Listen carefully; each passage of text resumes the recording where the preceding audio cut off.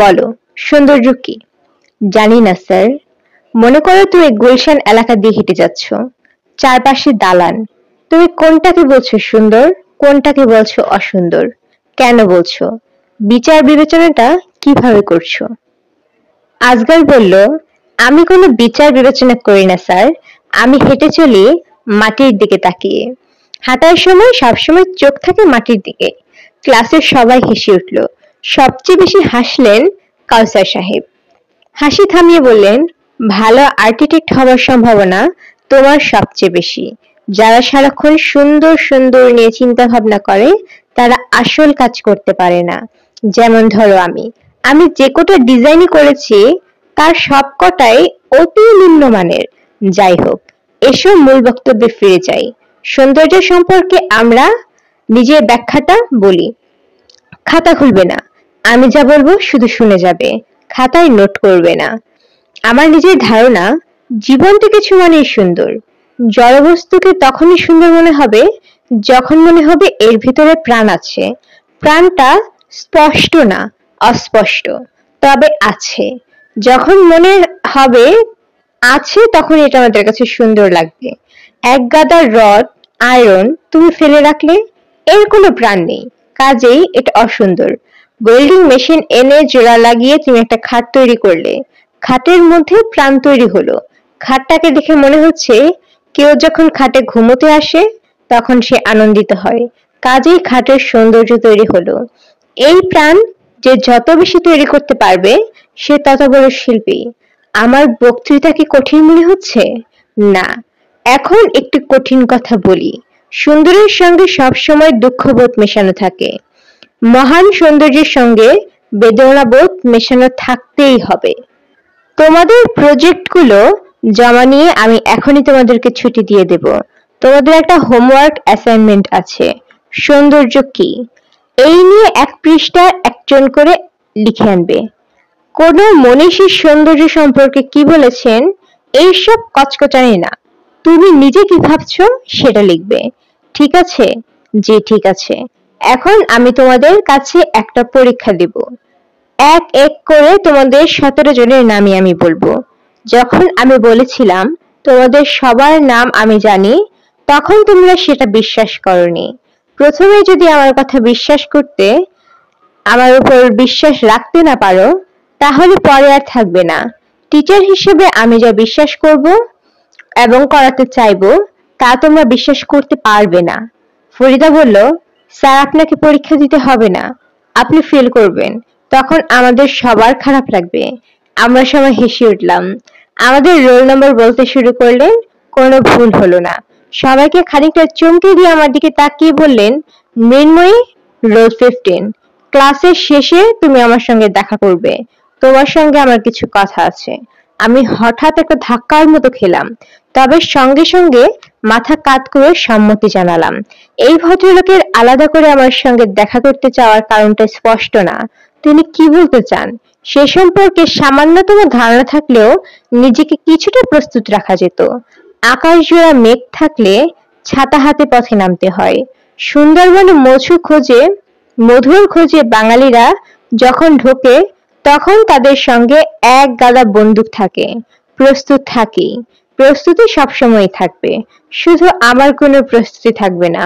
আমি লক্ষ্য করলাম ক্লাসের ছাত্রছাত্রীরা মুখে চাপা হাসি নিয়ে আমার দিকে তাকাচ্ছে। ক্লাস শেষ হবার সঙ্গে সঙ্গে আজগর আমার ডেস্কে এসে বলল, আমাদের নতুন স্যারের জন্য একটা নাম পাওয়া গেছে, তোমার অ্যাপ্রুভাল পাওয়া গেলেই নামটা চালু হয়ে যাবে। আমি অবাক হয়ে বললাম, আমার অ্যাপ্রুভালের প্রশ্ন আসছে কেন? তোমাকে উনি অ্যাপ্রুভ করেছেন বলেই তোমার অ্যাপ্রুভালের প্রশ্ন আসছে। উনি তো নিজের নাম কাউসার লেখেন, এটার বাংলা করে গরু স্যার। ওনার আপত্তি করার কিছু থাকলো না। কি অ্যাপ্রুভ করছো তো? আমি কিছু বললাম না, তবে মোটামুটি নিশ্চিত হয়ে গেলাম কাউসার নামের এই ভদ্রলোক অতি দ্রুত গরু স্যার হিসেবে পরিচিত হয়ে যাবেন। এমন একটা নামের ভার বহন করার মতো শক্তি ভদ্রলোকের আছে কি? থাকার কথা না। বেশিরভাগ মানুষের মনের জোর তেমন একটা বেশি থাকে না। ভদ্রলোকের অবস্থা ছেড়ে দে মা, ছাত্র সমাজ থেকে কেঁদে বাঁচি হওয়ার কথা। স্যার আসবো? ভদ্রলোক ঘরে কম্পিউটারের কানেকশন জাতীয় কি যেন করছিল। এখন চোখে চশমা। তিনি আমার দিকে তাকিয়ে বললেন, কে? ভাবটা এরকম যেন তিনি আমাকে চিনতেই পারছেন না। আমি বললাম, স্যার আমি মৃন্ময়ী। কিছু বলবে? আপনি বলেছিলেন ক্লাসের শেষে যেন আপনার সঙ্গে দেখা করি। আমি দেখা করতে এসেছি। ও আচ্ছা আচ্ছা, সরি ভুলে গিয়েছিলাম। এসো, চেয়ারটায় বসো। আমি চেয়ারে বসলাম। আমার মেজাজ খারাপ লাগছে। ভদ্রলোক বেশ ভালো করেই জানেন তিনি আমাকে আসতে বলেছেন। তারপরেও ভান করলেন। তার কোনো মানে হয় না। এই ভানটার কোনো প্রয়োজন ছিল না। মৃন্ময়ী, তোমাদের কি বাড়ি ফিরতে খুব তাড়া আছে? সরি, মৃন্ময়ী, তোমার কি বাড়ি ফিরতে খুব তাড়া আছে? তাড়া থাকলে আজ চলে যাও, অন্য আরেকদিন কথা বলবো। আমি পোর্ট লাইনের কানেকশনটা দিতে পারছি না। কানেকশন দিতে না পারা পর্যন্ত অন্য কোনো দিকে মন দিতে পারছি না। আপনি কানেকশন দিন, আমি অপেক্ষা করছি। কি জন্য ডেকেছেন এটা না জানা পর্যন্ত আমার মধ্যেও এক ধরনের অস্বস্তি কাজ করবে। অস্বস্তি কাজ করবে কেন? আজ আপনার সঙ্গে আমাদের প্রথম ক্লাস হলো। ক্লাসের মাঝখানে বেশ আয়োজন করে আপনি আমাকে বললেন আমি যেন আপনার সঙ্গে দেখা করি। অস্বস্তির কারণটা এখানেই। তোমাদের এইখানে কি এমন কোনো নিয়ম আছে যে শিক্ষক তার ছাত্রকে দেখা করতে বলতে পারবে না? অবশ্যই বলতে পারবে, তবে তার জন্য কারণ থাকতে হবে। গল্প করার জন্য আমি কাউকে ডাকতে পারি না? ছাত্রছাত্রীদের সঙ্গে কি একটা সহজ সম্পর্ক তৈরি করা যায় না? সবসময় দূরত্ব থাকতেই হবে? আমি নিয়ম ভাঙতে চাই। নিয়ম ভাঙতে হলে শক্তি লাগে। সেই শক্তি কি আপনার আছে? আমার ধারণা আছে। থাকলে তো ভালোই। ক্লাসে আমার বক্তৃতা কেমন লাগলো? ভালো। তবে আপনার প্রথম চেষ্টা ছিল আপনি যে অন্যদের চেয়ে আলাদা এটা প্রমাণ করা। কেউ যদি আলাদা হয় এমনিতেই তো ধরা পড়বে। আয়োজন করে আমি আলাদা এটা প্রমাণ করার কোনো প্রয়োজন পড়ে না। আপনার এই জিনিসটা আমার খারাপ লেগেছে। তোমার নিজের কি মনে হয় আমি অন্যদের মতো না? আমি অন্যদের চেয়ে আলাদা? আমি শান্ত গলায় বললাম, আমাদের ক্লাসের 17 জন স্টুডেন্ট। এই 17 জনের ভেতর থেকে আপনি আমাকে সিঙ্গেল আউট করে প্রশ্নগুলো করছেন কারণ তোমাকে আমার পছন্দ হয়েছে। প্রথম দেখাতেই পছন্দ একটা মেয়ে, এইরকম একটা কথা সমাজে প্রচলিত আছে। ওই ব্যাপারটা ঘটেছে। তোমাকে আলাদা একটি মেয়ে বলে আমার ধারণা হয়েছে। আমি হয়তো অন্য আর 10 জনকে 10 জনের মতোই, কিন্তু তুমি না। আমার ধারণা তোমার সঙ্গে কিছুক্ষণ আলাদা করে কথা বললে আমার ভালো লাগবে। এজন্যই তোমাকে খবর দিয়েছি। আর আমি যদি সমাজের আর 10 জনের মতো হতাম, আমি আমার পছন্দের ব্যাপারটা লুকিয়ে রাখতাম। অল্প অল্প করে তোমার সঙ্গে পরিচয় হতো। একদিন হয়তো ডিজাইনের একটা বই তোমাকে পড়তে দিলাম। বই ফেরত দেওয়ার সময় 1 কাপ কফি খাওয়ালাম। টেলিফোন নাম্বারটা দিয়ে দিলাম। ক্লাসে যাতে কোনো কিছু বুঝতে হলে টেলিফোন করতে পারো। তারপর একদিন তোমার টেলিফোন নাম্বারটা নিলাম। নানান ধাপ পার হয়ে আসা। আমি সবগুলো ধাপ একসঙ্গে পার করতে চাই। তুমি আমার কথায় হার্ট হচ্ছ না তো? না, হার্ট হচ্ছে না। আমি যখন আপনার ঘরে ঢুকলাম তখন কিন্তু আপনি আমাকে চিনতে পারেননি বা না চেনার ভান করছিলেন। তুমি একটা ব্যাপার লক্ষ্য করনি, আমি শর্ট সাইডেড মানুষ। আমার চোখে চশমা ছিল। কাছের জিনিস দেখার জন্য আমি যখন চশমা পরি তখন দূরের জিনিস দেখতে পাই না। তোমাকে আসলে আমি চিনতে পারিনি। তুমি কি কফি খাবে? আমি খুব ভালো কফি বানাতে পারি। না, কফি খাবো না। আইসক্রিম খাবে?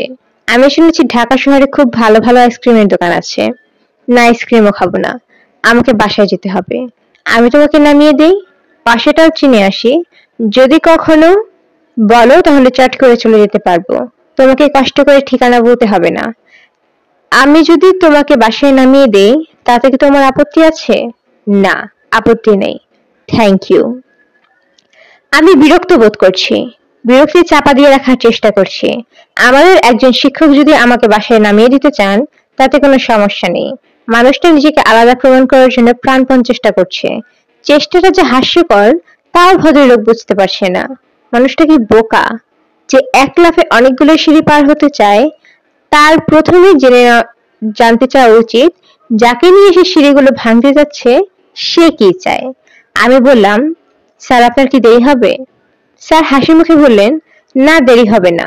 পোর্ট কানেকশন আমার পক্ষে দেওয়া সম্ভব হচ্ছে না। এক্সপার্ট কাউকে আনতে হবে। ভালো কথা। মোটর সাইকেলে চড়া কি তোমার অভ্যাস আছে? মোটরসাইকেল? গাড়ি আমার খুবই অপছন্দ। মোটরসাইকেল আমার অতি পছন্দের বাহন। মোটরসাইকেলে you can feel the speed. মোটরসাইকেলে কখনো চড়েছো? না, চড়িনি। চড়তে আপত্তি আছে? না, আপত্তি নেই। বাঙালি মেয়েদের সম্পর্কে আমার যে কনসেপ্ট ছিল তার অনেকখানি তুমি ভেঙে দিয়েছো। মোটরসাইকেলে তুমি আমার পেছনে যাচ্ছ, এই দৃশ্য দেখে তোমার বন্ধুরা তোমাকে খেপাবে না তো? না, খেপাবে না। That's very good. যেহেতু এই প্রথমবার তুমি মোটরসাইকেলে চড়বে, দেখবে তোমার খুবই ভালো লাগবে। বাতাসে চুল উড়বে, শাড়ির আঁচল উড়বে। তোমার একটা ফিলিং হবে তুমি আকাশে উঠছো, ফ্লাইং ডাচম্যান। চিন্তা করতেই ভালো লাগছে না? আমি জবাব দিলাম না। ব্যাপারটা চিন্তা করে আমার মোটেই ভালো লাগছে না, নিজের উপর রাগ লাগছে। আমি তো এরকম ছিলাম না, যা মনে আসছে বলছি। আজ এরকম কেন হলো? মোটরসাইকেলে চড়তে আমার খুবই আপত্তি আছে। অথচ বললাম আপত্তি নেই। কেন বললাম? আমিও কি এই ভদ্রলোকের মতো নিজেকে আলাদা ভাবছি? না, তা ভাবছি না। আমি জানি আমি কি। আমি চাচ্ছি যেন এই ভদ্রলোকের মনে করেন আমি আলাদা, আমি বিশেষ কেউ। স্যার বললেন, মৃন্ময়ী, তুমি হঠাৎ গম্ভীর হয়ে গেলে কেন? তোমাকে দেখে মনে হচ্ছে গভীর দুশ্চিন্তায় পড়ে গেছো। ব্যাপারটা কি বলতো? কোনো ব্যাপার না স্যার। আমার কি ধারণা জানো? আমার ধারণা তুমি ঝোঁকের মাথায় মোটরসাইকেলে চড়তে রাজি হয়েছিলে। এখন ঝোঁক কেটে গেছে, এখন আর রাজি না। আমার ধারণা কি ঠিক? হ্যাঁ, ঠিক। স্যার হাসি মুখে বললেন, আমার আসলে সাইকোলজি পড়া উচিত ছিল। দেখো কত সহজে মনের অবস্থাটা ধরে ফেললাম। তোমার অস্বস্তি বোধ করার কোনো কারণ নেই। আমি একদিন তোমাদের বাড়িতে গিয়ে চা খেয়ে আসবো। চা পাওনা রইলো। ঠিক আছে? জি, ঠিক আছে। আমি যাই স্যার। আচ্ছা, যাও। তোমাকে আলাদা করে ডেকে এনেছি, বিব্রত করেছি। তুমি কিছু মনে করো না। আমি কিছু মনে করিনি। আমার উপর রাগ লাগছে না তো? লাগছে না। একটা ব্যাপার জানতে পারলে তুমি অবশ্য রাগ করবে। ব্যাপারটা না জানানোই ভালো, কিন্তু আমি লোভ সামলাতে পারছি না, বলেই ফেলি।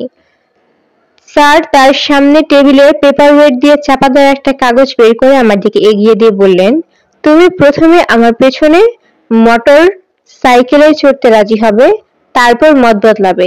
এই ব্যাপারটা আগেই জানতাম, কাগজে লিখে রেখেছি। পড়ে দেখো। আমি কাগজটা হাতে নিলাম, সেখানে পরিষ্কার লেখা, মৃন্ময়ীকে রোল 15। যখন বলা হবে আমার সঙ্গে মোটর সাইকেলে চড়তে, সে সঙ্গে সঙ্গে রাজি হবে, পরে বলবেন না। আমি কাগজটা ভাঁজ করে টেবিলে রেখে স্যারের ঘর থেকে বের হয়ে এলাম। আমার প্রচন্ড রাগ লাগছে। নিজেকে ক্ষুদ্র এবং তুচ্ছ মনে হচ্ছে।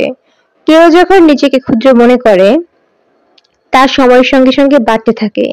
চারা গাছ যেমন জল হাওয়ায় বিশাল মহিরুহ হয়, ক্ষুদ্রতার ব্যাপারটাও সেরকম। যত সময় যাচ্ছে নিজেকে ততই ক্ষুদ্র মনে হচ্ছে। বাসায় ফিরে মনে হলো আমার কোনো অস্তিত্বই নেই। আমি খুবই সাধারণ একজন, আলাদা কেউ না। সারা জীবন নিজেকে আলাদা ভেবেছি, এটা ভাবার পেছনে কোনো কারণ নেই। নিজেকে অন্যরকম ভাবার একটা খেলা খেলেছি। আমি খুবই শক্ত ধরনের মেয়ে। কে কি বললো বা কে আমায় নিয়ে কি ভাবলো, তা আমি কখনোই ভাবিনি। তা ঠিক না। আমি ভাবি। না ভাবলে স্যারের পেছনে মোটরসাইকেলে চড়তে পারতাম, কোনো সমস্যাই হতো না। কস্তুরী বেগম আমাকে চা দিতে এসে বলল, আফা, আপনার কি হয়েছে? আমি বললাম, কিছু হয়নি তো। কেন, আমাকে দেখে কি মনে হচ্ছে আমার জীবনের প্রতি বড় কোনো ঝড় বয়ে যাচ্ছে? কস্তুরী বেগম ফিক করে হেসে ফেলল, বলল, না গো আফা, আপনার বড়ই সৌন্দর্য লাগতেছে। Thank you. কস্তুরী মাথা নিচু করে হাসছে। আমি অবাক হয়ে বললাম, হাসছো কেন? কস্তুরী বেগম নরম গলায় বলল, আমরার গ্রাম দেশে একটা কথা আছে, কন্যার যেদিন বিবাহ ঠিক হয়, সেই দিন আল্লাহ পাক তার রূপ বাড়ায় দেন। 3 দান বাড়ে। বিয়ার কন্যা সুন্দরী, 3 দিয়া গুণন করি। তার মানে তোমার ধারণা আমার বিয়ে ঠিক হয়েছে? রূপ 3 গুণ বেড়েছে? হ আফা। বিয়ে ঠিক হয়নি কস্তুরী। মন খুব খারাপ হয়ে আছে। আমার অস্থিরতা কমছে না। একটা সময় ছিল অস্থির লাগলে ছাদে যেতাম, অস্থিরতা কমতো। এখন তা হয় না। ছাদে গেলে উল্টোটা হয়, অস্থিরতা বেড়ে যায়। মনে হয় ছাদ থেকে একটা লাফ দিলে কেমন হয়। নিউটনের মাধ্যাকর্ষণ শক্তির হাতে নাতে প্রমাণ নিয়ে পৃথিবী থেকে বিদায়। জীবনের শেষ সময় একটি বৈজ্ঞানিক পরীক্ষা। পৃথিবী তার মহাশক্তি দিয়ে আমাকে আকর্ষণ করবে, আমিও আমার যেটুকু শক্তি আছে তা দিয়ে পৃথিবীকে আকর্ষণ করব। রাতে খাবার টেবিলে বাবা বললেন, তোর কি হয়েছে রে? আমি বললাম কিছু হয়নি তো। তোকে কেমন যেন অন্যরকম লাগছে। অন্যরকমটা কি? দেখে মনে হচ্ছে মুখের শেপে কোনো কিছু হয়েছে। চুল কাটার পর ছেলেদের চেহারা যেমন খানিকটা বদলে যায় সেরকম। চুলে কি কিছু করেছিস? না, চুলে কিছু করিনি। আমার খুব বেশি মন খারাপ। মন খারাপ হলে মানুষের চেহারা বদলায় কিনা সে ব্যাপারে আমি জানি না। মন খারাপের কারণ কি? তেমন কোনো কারণ নেই। আমাকে বলা যাবে না? বলার মতো কিছু হয়নি। আমাকে বলতে না চাইলে তোর মাকে বল। Open up. মন খারাপের ব্যাপারটা হলো একটা খারাপ গ্যাসের মতো। দরজা জানালা বন্ধ করে এই গ্যাসটা আটকে থাকে। কাউকে মন খারাপের কথা বললে ঘরের দরজা জানালা খুলে যায়, তখন গ্যাসটা বের হতে পারে। জানালা খুলে দে। বাবাকে খুব আনন্দিত মনে হচ্ছে। জ্ঞানের কথা বলতে পারার আনন্দ। শিক্ষক হবার এই সমস্যা, জ্ঞানের কথা বলতে ইচ্ছা করে। উদাহরণ দিয়ে কোনো জ্ঞানের কথা বলতে পারলেই ভালো লাগে। বাবা তার চেহারায় ভালো লাগা ভাব নিয়ে বললেন, মৃন্ময়ী, ইদানিং টগর কি করছে না করছে সে সম্পর্কে কিছু জানিস? আমি বললাম না। কম্পিউটারের কোন স্কুলে ভর্তি হয়েছিল? সেটা তো যতদূর জানি সে করছে না। ভাইয়ার চোখের সমস্যা, সে কম্পিউটার স্ক্রিনের দিকে বেশিক্ষণ তাকাতে পারে না। চোখের সমস্যা? এইসব ভুয়া কথা। কোনো কিছু করার প্রতি তার আগ্রহ নেই। সে ধরেই নিয়েছে বাবার মৃত্যুর পর বিরাট বিষয় সম্পত্তির মালিক হয়ে যাবে, তার উপর পায়ের উপর পা দিয়ে খাবে। তার চিন্তাটা ঠিক না। যে অপদার্থ তাকে আমি কিছুই দিয়ে যাব না, তাকে পথে পথে ঘুরতে হবে। এ কথাটা তাকে বুঝিয়ে বলিস। তুমি বুঝিয়ে বলো, তুমি শিক্ষক মানুষ, উদাহরণ দিয়ে সবকিছু ব্যাখ্যা করতে পারো, আমি পারি না। এই যে এইটুকু একটু আগে গ্যাস নিয়ে একটা কথা বললে, জানালা খুললে গ্যাস বের হয়ে যাবে, এইসব উদাহরণ তো আমি জানি না। বাবা আহত চোখে তাকিয়ে আছেন। মনে হচ্ছে তিনি মন খারাপ করে ফেলেছেন। যে মানুষটা মন খারাপ সে তার মন খারাপটা ছড়িয়ে দিতে চায় অন্যদের ভেতর। যার মন প্রফুল্ল সে চায় প্রফুল্ল ভাবটা ছড়িয়ে দিতে। আমি ঠিক এই কাজটাই করেছি। জেনে শুনে তা না, নিজের অজান্তেই করেছি। তার যে মস্তিষ্ক আমাদের পরিচালনা করছে সে করিয়ে নিচ্ছে। আমাদের পূর্ণ নিয়ন্ত্রণ তার হাতে। মানুষ স্বাধীন না, মানুষ তার মস্তিষ্কের অধীনে বাস করে। রাতে ঘুমোতে যাওয়ার আগে ভাইয়ার ঘরে উকি দিলাম, জানালা দিয়ে উকি। এটা আমার নিয়মিত রুটিনে পড়ে না। কাজটা কেন করলাম? ঘুমোবার আগে তার সঙ্গে কিছুক্ষণ গল্প করার জন্য? তা তো না। ভাইয়া গল্প করতে পারে না। কিছু বললে ঠোঁট চেপে হাসে, মাঝে মাঝে মাথা দোলায়। তাহলে কি আমার অবচেতন মন এই ঘরে কিছু খুঁজছে? ভাইয়ার বন্ধুকে আমি খুঁজছি? ভাইয়ার ঘরের দরজা ভেজানো, ভেতরটা যথারীতি অন্ধকার। ঘরের ভেতর ভাইয়া ছাড়া দ্বিতীয় কেউ আছে বলে মনে হচ্ছে না। কথাবার্তা শোনা যাচ্ছে না। ভাইয়া বড় বড় করে নিঃশ্বাস ফেলছে, এটা শোনা যাচ্ছে। ঘুমন্ত মানুষ বড় বড় নিঃশ্বাস ফেলে। ভাইয়া হয়তো ঘুমাচ্ছে। মৃ, জানালা দিয়ে উকি দিচ্ছিস কেন? আমি ভাইয়ার কথা শুনে জানালা থেকে সরে এসে দরজা ঠেলে ঘরে ঢুকতে ঢুকতে বললাম, তোমার ঘরে কেউ লুকোনো আছে কিনা দেখতে এসেছি। বাবা পাঠিয়েছেন? কেউ পাঠায়নি, আমি নিজেই এসেছি। অন্ধকার ঘরে দেখবে কে? বাতি জ্বালিয়ে দেখ, খাটের নিচে উকি দে। তোমার ওই বন্ধু আর আসেনি? কোন বন্ধু? নাম তো জানি না, মাথায় কোকড়া চুল, মাঝে মাঝে আমাদের বাড়ির ছাদে ঘুমায়, যাকে পুলিশ খুঁজছে। ও আচ্ছা, তার নাম কি? ভাইয়া হাসলো। নাম বলতে তার বোধহয় কোনো সমস্যা আছে। আমি তো ভাইয়া পুলিশের কোনো রকম ইনফরমার না। নাম বলতে তোমার সমস্যা কি? কোনো সমস্যা নেই। বস। দাঁড়িয়ে আছিস কেন? তোর ডান দিকেই চেয়ার। চেয়ার দেখতে পাচ্ছিস নাকি বাতি জ্বালাতে হবে? দেখতে পাচ্ছি।